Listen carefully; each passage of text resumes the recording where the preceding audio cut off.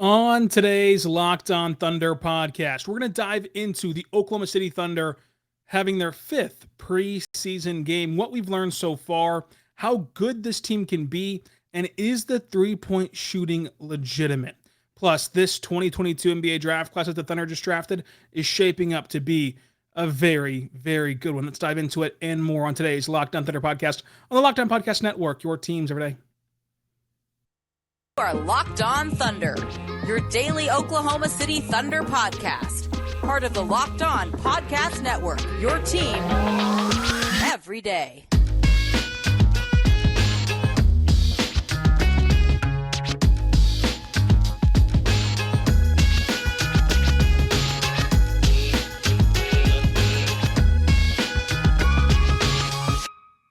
Let's get it going on the Locked On Thunder podcast on the Locked On Podcast Network, your teams every day.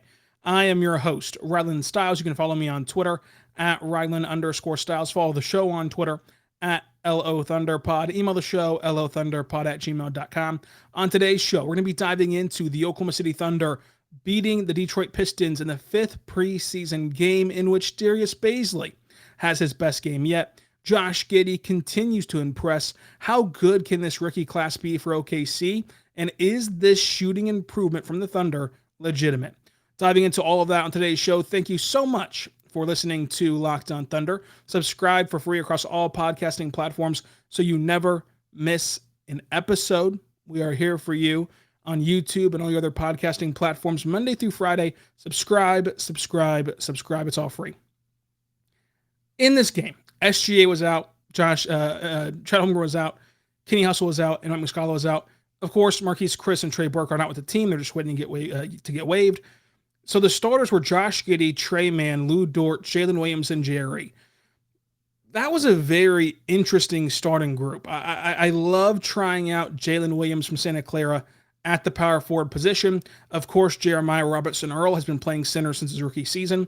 And then you have the three guards of Giddey and Mann and Dort, really a four-guard lineup if you want to count J-Dub from Santa Clara. But he projects to kind of be that combo 2-3 in the NBA, so he slides down to 4 because the Thunder continue with this trend of drafting guys who can play up a position and who can be versatile and get on the floor in a multitude of ways. And that's how you try to avoid that roster crunch in the sense of the number crunch, right?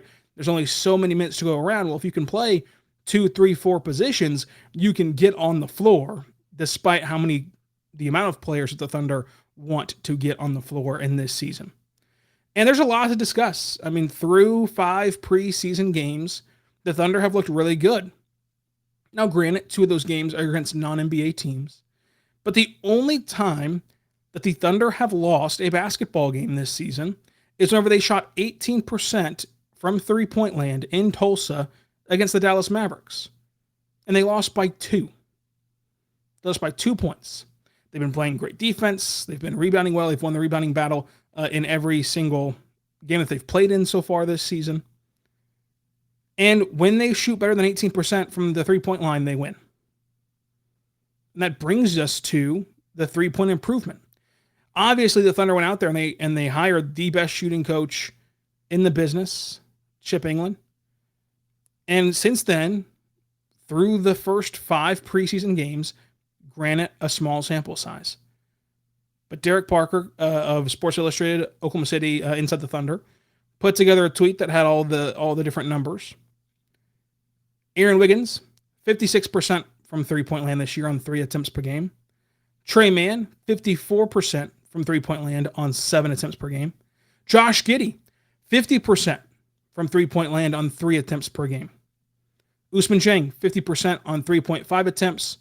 Lindy Waters III, 46% on 5.2 attempts. Lou Dort, 46% on 6.5 attempts. And then even Pokusevski, 39% from 3 on 3.6 attempts.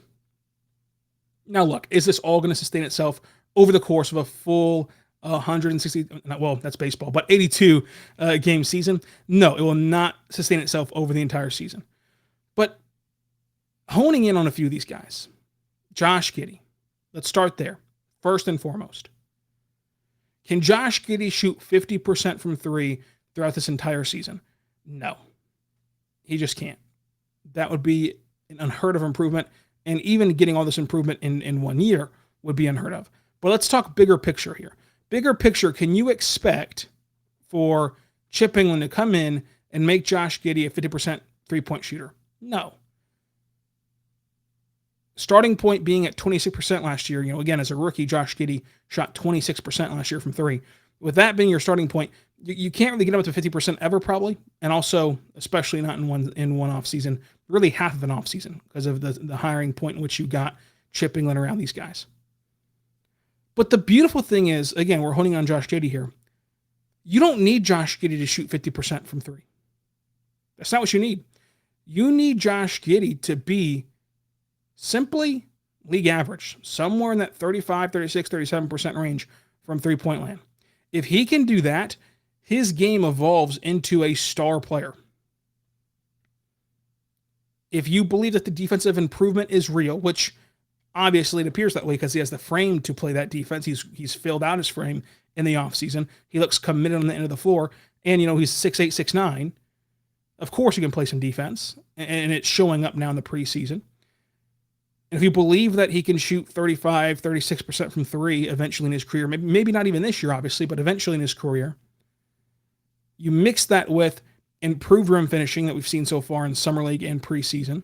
You mix that with his improved ball handling that we've seen so far in both those areas, Summer League and preseason. And we know that he's an elite playmaker. I mean, he's a top 10 passer in this league. He's 20 years old. We know that. How real is this shooting, though? That's the question. Is it 50% real? No, I don't think so. But he does look very comfortable shooting the basketball. He looks comfortable. He looks confident. He's changed his feet placement. He's changed some of his hand placement. He's already making these different tweaks, and those changes look and, according to him, feel comfortable for him.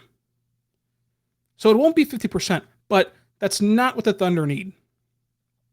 And in this game, Josh Giddey, as your lead guy, as your catalyst, 16 points, 9 assists, 5 rebounds, 4 for 8 from three, and 42% from the floor. That is encouraging. And again, you can't expect the leap even to 35 this year. That would be a 9 percentage point increase. But this preseason should give you encouragement that with another offseason of working with Chip England, with a third offseason of working with Chip England, that Josh Giddey can get over that plateau, get over that hump of being at least league average. And anything more than that is icing on the cake. Because just simply getting to league average could make him a blank. In my opinion, could make him a Jason Kidd. Whatever your feelings were of Jason Kidd when he was playing, was he in a superstar tier? Was he in a star tier, all-star tier, good player tier? Whatever you thought he was in, that tier is what he can kind of become if he can get to that league average shooting numbers. And it's off to a great start right now. Again, small sample size, we get it, but there's at least context to it, right? There's the change jump shot, and there is a change coaching staff member that they've brought in specifically to and designed his role specifically for working with Josh Giddey. So it's not as though this is just a random hot streak, right? There are contexts of he's working with a different coach, he's changed his jump shot physically, and now they're going in more. So I don't think it should be kind of looked down upon or dismissed just for being preseason. We'll see what he can do on Thursday against the Spurs. That'll be the final preseason game before the season opener on October 19th in Minnesota. It'll be very interesting to see what this team looks like at that point. And SGA should be back for that season opener. I think at worst for the home opener, it could be back. So we'll see. We should see SGA with this team sooner rather than later. SGA did travel with the team to Detroit. He did shoot around in this game before the game started, as he did in Tulsa, as he did the last two games in Paycom Center, warming up, working out before the game. He did that again in Detroit. That's always a good sign. He'll travel with them to San Antonio. So he's getting closer to returning, SGA is. And so with him returning, this team that looks really good right now gets a lot better. And I want to talk about how good this rookie class looks and this team looks without their crown jewels. SGA for the whole team. Chet Holmgren, of course, the crown jewel of the rookie class. How good can this team be this year? Let's talk about that coming up. But first, I want to tell you right now about our good friends over at Built Bar. Built Bar is a fantastic protein bar that tastes just like a candy bar. Go to BuiltBar.com. Use the promo code LOCKED15. Get 15% off of your next order. Folks, if you haven't tried Built Bar Puffs yet, you are depriving yourself of one of life's greatest joys. And guess what? There's a new flavor. Are you ready for this new delicious flavor? Folks, it is covered in chocolate. It is cookie dough. Cookie dough chunk puffs. They're light, chewy texture, real cookie dough chunks, and of course, covered in 100% real chocolate. Try it out today. Cookie dough chunk puffs, only 160 calories and a whopping 15 grams of protein in them. Check it out today. Built.com, promo code LOCKED15, 15% off your next order. Built.com, promo code LOCKED15, 15% off your next order. Use LOCKED15 at Built.com.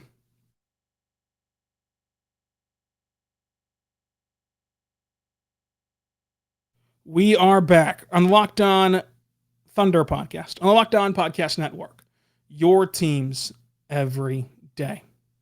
I'm your host, Rylan Stiles. You can follow me on Twitter at Rylan_Stiles. You can follow the show on Twitter at LOThunderPod. Email the show, LOThunderPod@gmail.com. Make sure that you subscribe for free across all podcasting platforms and YouTube. And I want to dive into this rookie class. Folks, it's been incredible so far.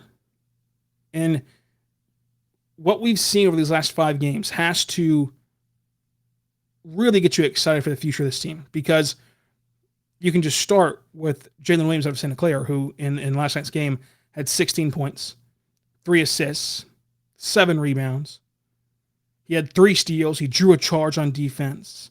He played 27 minutes, and again, as I mentioned before, he can play as a guard, he can play as a forward, he can kind of play 3 different positions, as you saw him play the 4 yesterday. He can play that 2 guard, that he can play 1, 2, 3, 4. I mean, he can play 4 different positions on the basketball floor. Playmaking, he's flashed that with that 13 assist game on Sunday. He's a good defender, and what do I mean by that? I kind of break defenders off into bad, below average, average, good, great, elite. He's a good defender as a rookie. He takes pride in that end of the floor. And I believe in his 3-point potential. He has not gotten the 3-point shots to fall as gaudily as the other players have so far this preseason. But I do believe that we can see that 3-point stroke in the NBA. We saw it in Summer League. I think that we'll see it eventually as a rookie, whenever that time may come. But Jalen Williams is a player.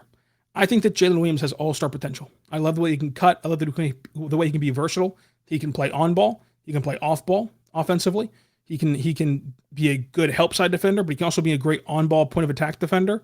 I love Jalen Williams' game. I do. I think he has an all-star potential. And then you turn the page and you look at Ousmane Dieng, who the Thunder clearly believe in. They traded 3 first-round picks for him. Sam Presti has scouted Ousmane Dieng since he was 16 years old. And folks, purely in the sense of a business decision, you don't trade 3 first-round picks for a dude. Have your GM love this guy since he's 16 and salivate over his potential. Get him on your roster and then go, I can't really find the minutes for him. I don't know how we're going to play this guy. That's not the business of basketball. I think that you're going to see the Thunder take pride and kind of prioritize Ousmane Dieng's development. Now, prioritizing that can look a lot of different ways. It can look like getting him G League reps, especially at the beginning, but it can also look like, playing him 20 minutes a night, whatever it is.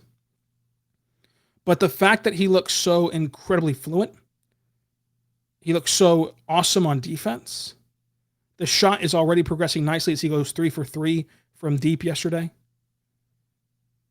He flashes that ball handling at his size, which is obvious because he used to play guard before he hit that growth spurt to become 6'11".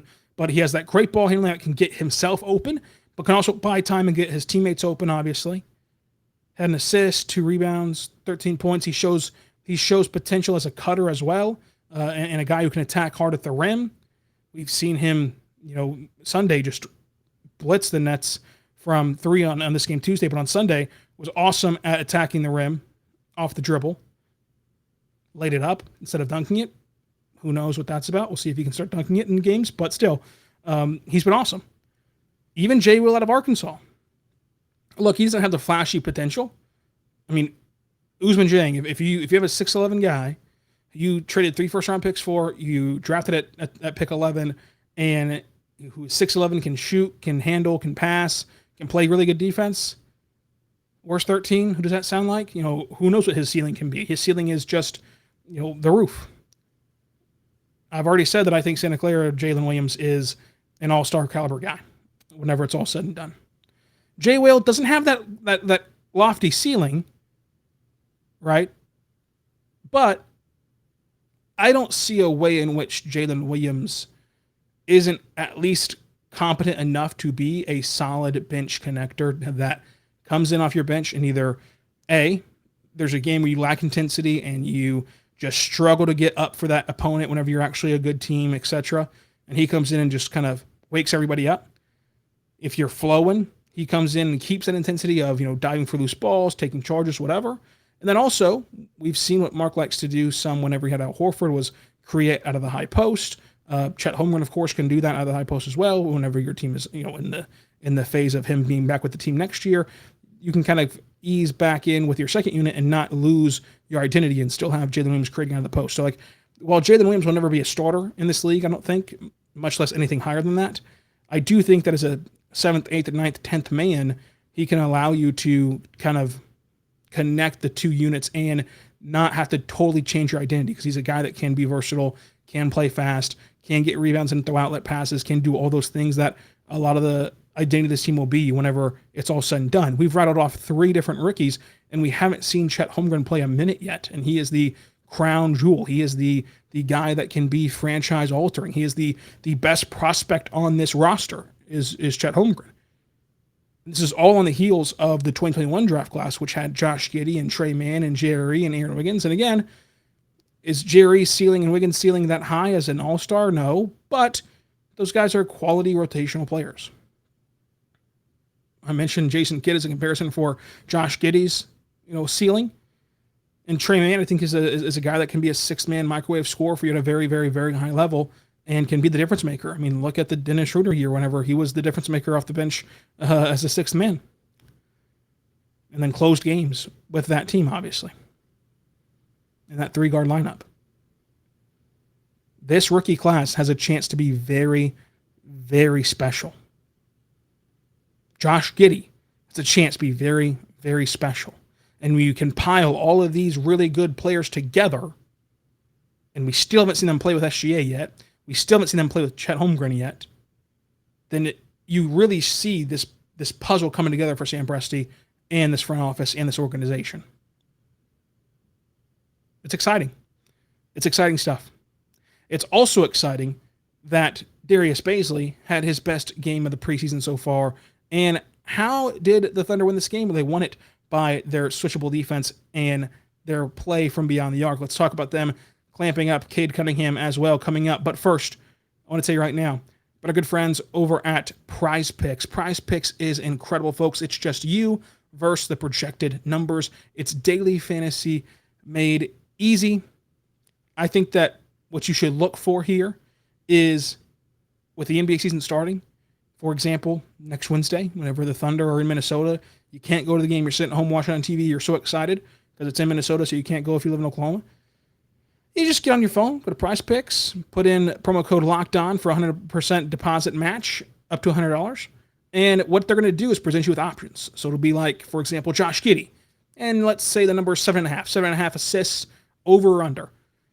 I think he's going to get over 7.5. I think he's going to get 9, 10 assists on opening night. Click over. Then just sit back and watch. That's all you got to do. You just sit back and watch the game unfold, see if Josh Giddey can get over 7.5 assists or not. So there's no need to worry about playing people who do this for a living and you're just trying to have some fun. No, this is all just you versus projected numbers, what you think will happen in that game. It's a lot of fun to play. Go play it today at PrizePicks with any app on your iPhone or Android with the PrizePick app, or also, of course, you can go to prizepicks.com to sign up as well. So make sure you check it out today and use that promo code Locked On.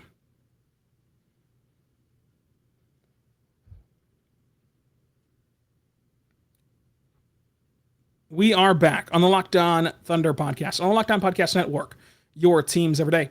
I am your host, Rylan Styles. You can follow me on Twitter at Rylan_Styles. Follow the show on Twitter at LO Thunder Pod. Thank you so much for making us your first listen every single morning, every single day. We're here for you talking Thunder basketball. For your next listen, check out our ultimate pro basketball preview. It is a 6-part podcast extravaganza with Locked On experts and Odyssey experts on the NBA. Our episode previewing the Thunder will be out in a couple of days. It'll be on our podcast feed on Locked On Thunder Podcast. Also, it'll be on YouTube on the Locked On NBA YouTube channel. I'll make a community post about it whenever it's posted and let you all know where to go find it. But you should go right now to the Ultimate Pro Basketball Podcast feed and check them all out. There are already 3 out there right now. It's also, of course, on Locked On NBA YouTube channel. The Contenders episode got feisty, so go check out the little beefs that we had in the Contender episode as well. Now, I do want to talk about Darius Bazley. You know, if you're a longtime listener, that I have been pushing this Darius Bazley propaganda since before the bubble. You know this. Didn't look so hot last year. Took a big step defensively last year. Became a good to borderline elite, secretly, defender. Offensively, still lagging behind. And I would go as far to say, not only was this the best preseason game for Darius Bazley, it was one of the best games for Darius Bazley, period, that he has played. Because you saw him in this game not attempt a single three-point shot. Had 8 rebounds and assists, a couple of blocks. He went 5 for 7 in this game from the floor. He got to the line 8 times because he's so good now at taking on that contact with him being close to 220 right now. He attacks hard and was decisive with the ball in his hands. He was not slow and methodical when moving anymore in this game. His drop step has become a real weapon down low. He finished hard over Isaiah Stewart, getting the foul. His pace was a lot better, as I mentioned before, and just not slow. And the biggest thing to me was, again, the no 3 points taken, which with that comes a lot of pick and roll, right? A lot of hard screen then roll to the basket. A lot of sitting in the dunker spot. And when he was in that dunker spot, what happened? Lu Dort drove through the lane, dumped it off to him. Bazley gets it in the dunker spot, then pivots toward the rim, dunks it. Defense reacts late, foul him, and 1. Putting him in those spots, instead of having him just sit in the corner and do nothing and kick it out to a guy who can't shoot, it changes the whole complexity of what he can do offensively. So if you get fine defense, you'll find offense out of Bazley, and you get that awesome defense out of him, he's an NBA player. I like what we saw and how the Thunder utilized him in this game on Tuesday. Now, can that become a consistent thing? We'll see. We'll see if it can. But it was a lot better than what we had seen. And in this game, he played 29 minutes. That's 10 more than Jeremiah Robinson-Earl, who started over him. That's the kind of stuff I mean that, in the flow of a game, while it's nice to get your name called in the pregame and the lights go out and the announcer says your name, the starter stuff doesn't really matter. It's more about minutes and rotation, and Mark said the same thing at Media Day. That's a case in point right there of, Jerry was technically the starter in this game, but Bazley played very well. He played 10 more minutes than Jerry. Also, the Thunder defense continued to be impressive. They're very switchable on defense, and it really kept Cade Cunningham in check. Now, Jaden Ivey was awesome in this game, but Cade Cunningham, for example, was not just guarded by Lu Dort. This is what I mean by switchable. We saw Lu Dort take his turn at Cade Cunningham. We saw Josh Giddey step up at the point of attack and do really well against Cade Cunningham. Darius Bazley, et cetera, et cetera, et cetera. We were just rotating and picking up Cunningham, and he goes 3 for 13 from shooting, 8 rebounds, 2 assists, 3 steals, 2 blocks, but 4 turnovers in this game. The Thunder once led by 20. There were 6 lead changes. The Thunder win rebounding again, shot 40% from 3, win the points in the paint 60-46. So remember, folks, they're unbeaten in rebounding this year. They just won points in the paint 60-46. They are 4-1 on the preseason. They won second chance points and also fast break points. MVP of this game is Josh Giddey, but this team is fun. How good can this team be? We'll see what SGA can provide whenever he comes back, how much better they can get from that.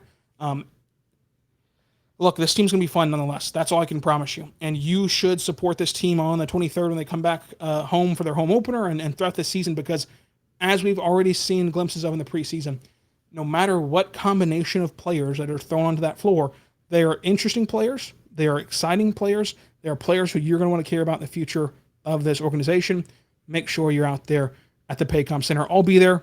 So make sure you're there. Tweet at me at Rylan_Styles. Drop below on YouTube. Tell me what you think about this rookie class. How would you grade it on a scale of 1 to 10 after we've seen Summer League and preseason? 1 to 10 on a scale for this rookie class. Let me know on YouTube or on Twitter at Rylan_Styles. Subscribe on YouTube. Subscribe.